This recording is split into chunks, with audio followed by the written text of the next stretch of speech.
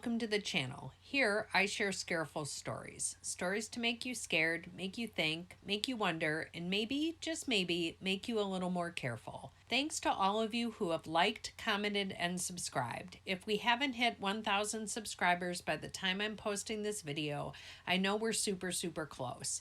If you haven't subscribed yet, please consider it. And if you are subscribed, make sure you hit the notification bell so that you get notified of new videos. And just one more thing before we get into the video, a huge thank you to Michael, who used the link on my channel page to buy me a coffee. Well, not just one coffee, he bought me 5 coffees. I could do a whole story on how when I first heard about Buy Me a Coffee, I thought people were actually buying other people coffees, but I'll sum it up with, yeah, I'm sometimes not that bright. Anyway, thank you, Michael, for your support. And now onto the Scareful story of the disappearance of Gale Pierce, who disappeared almost 47 long years ago in 1975, and only now is she receiving justice. Better late than never, though. Way back in 1975, Richard Gale Pierce was married to Gale Pierce. Carol was 35 years old, and this was her 3rd marriage. The couple lived in Sturgeon Bay, Wisconsin, which is part of Door County, and located on the Door Peninsula, which is north of the city of Green Bay. Maybe you've heard of their football team. The peninsula separates the Green Bay from Lake Michigan. If you've never been to Door County, Wisconsin, I highly recommend it, as it is an amazing place to visit. Richard was a member of the Coast Guard and was planning on retiring in the near future. The couple planned to move to Sheboygan, Michigan after Richard's retirement. Carol seemed excited for Richard's retirement and the move to Michigan. She asked her mom for a small loan so that she could buy a custom Coast Guard warrant officer's ring as a retirement gift for him. According to Richard, on the morning of September 5th, 1975, they enjoyed a cup of coffee in the morning before Richard drove off to work in the couple's only car. Richard served on the Coast Guard cutter Mesquite, which made its home in Sturgeon Bay. When he returned home around 4 p.m., he claims that Carol was gone. The next day, Richard returned to work and told his co-workers that Carol had left him, taking their savings with her. Curiously, she left her purse, cat, makeup, and all of her other belongings behind. Friends who visited after Carol disappeared were shocked by everything that was left behind at the home that anyone who was going anywhere would normally have taken with them. Soon after his wife's disappearance, Richard traveled to their property in Michigan, and not long after that, he retired from the Coast Guard and then moved their mobile home from Sturgeon Bay to Michigan. So it seems Richard stuck to his life plan and moved on quickly after Carol's disappearance. What he wasn't quick to do was report her missing. Most articles say that he reported her missing about 10 days after he claimed she left him,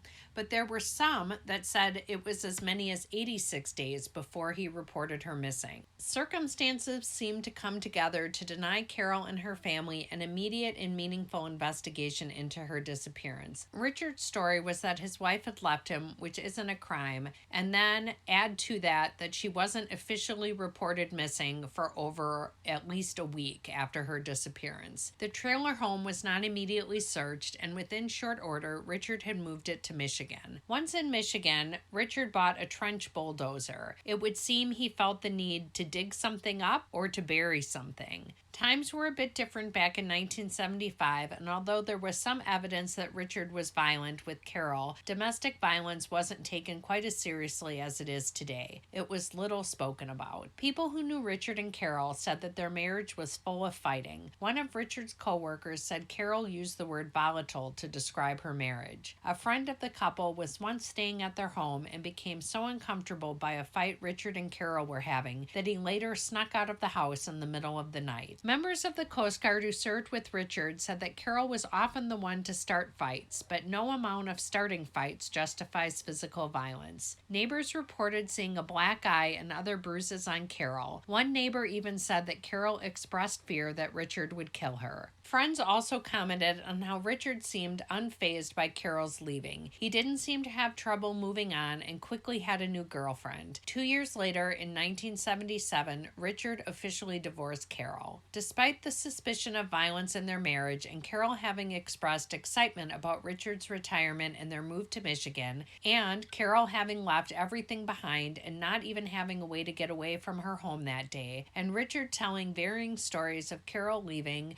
to different people over the years, and no trace of her popping up in the days, months, and years after she supposedly left her husband, and everyone pretty much thinking Richard had killed her, he was not arrested and charged with Carol's murder until 2018. How could it have possibly taken that long? Well, it's actually somewhat amazing that Richard was ever arrested and charged, as the investigation into Carol's disappearance and presumed murder stalled over and over and over again. As detectives and district attorneys came and went, some would look into Carol's case, but over and over again, it was thought that there just wasn't enough evidence to prosecute Richard.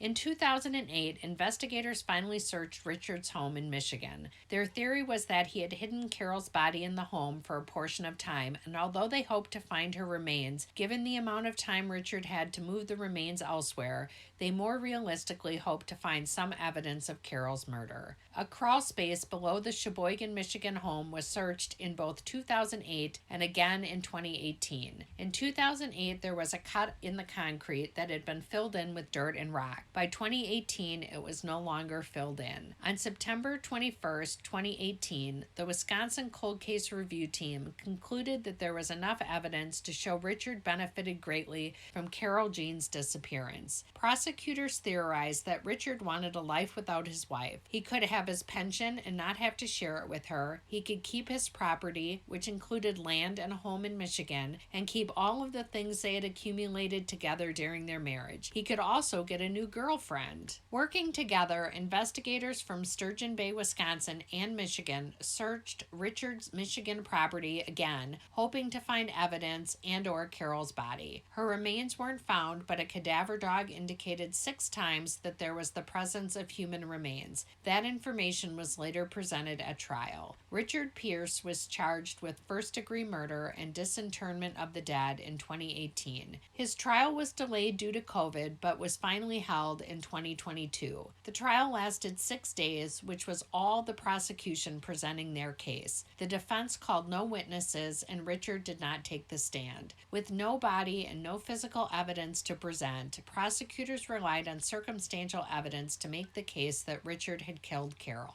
They presented the motive that Richard wanted all of their belongings, including their home, to himself, and that he didn't want to have to share his pension. They told the jury about how quickly he moved on after Carol disappeared. He had moved the trailer to Michigan and found a new girlfriend very quickly. They also presented evidence of the searches investigators had made for any paper trace of Carol. A criminal investigator testified that searches for a paper trail related to Carol turned up no traces of her. It's hard to live in society and leave no trace, so nothing showing up is a strong indicator that Carol Jean is dead. In the prosecutor's closing arguments, they told the jury that in the 47 years since her disappearance, there is no record of her. Communication abruptly ended 17,000 days ago. The jury deliberated for approximately 10 hours before returning a verdict of guilty on both counts. So the first verdict is: we, the jury, find the defendant, Richard G. Pierce,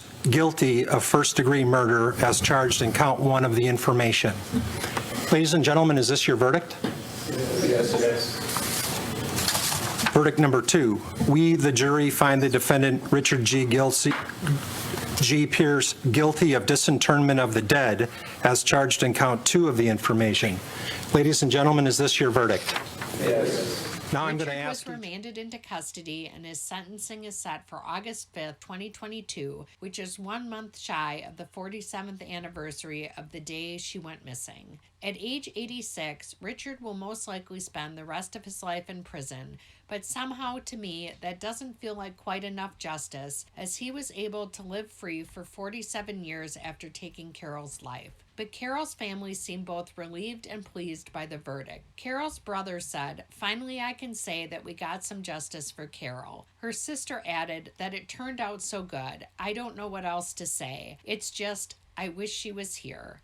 So, guys, what do you think? Would you be able to convict someone based solely on circumstantial evidence, and especially if it involved a crime that happened nearly 50 years ago? Do you think prosecutors should have tried Richard years earlier, maybe in the 1980s or 1990s? Was it better to wait and hope that Carol's body would be found or some other evidence would be found? I have mixed feelings on that because if they had tried him way back then and he was found not guilty, they wouldn't be allowed to retry him, and then he would have gotten off completely scot-free. I guess even a short time in prison is better than no time. Let me know what you think down below, and until next time, stay safe and stay careful.